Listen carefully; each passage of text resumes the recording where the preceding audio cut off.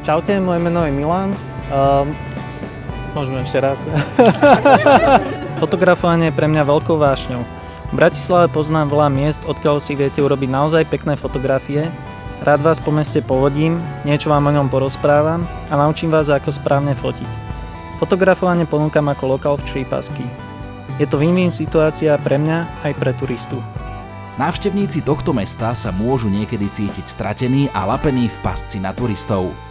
Nemusíš byť profesionál, aby si im mohol ukázať Bratislavu ty a robiť to, čo ťa baví a ešte si aj zarobíš. Máš rád bicyklovanie, behanie, člnkovanie, fotografovanie alebo jednoducho prechádzku po meste. Daj šancu turistom zažiť Bratislavu inak, staň sa local v Tripasky a zarob si.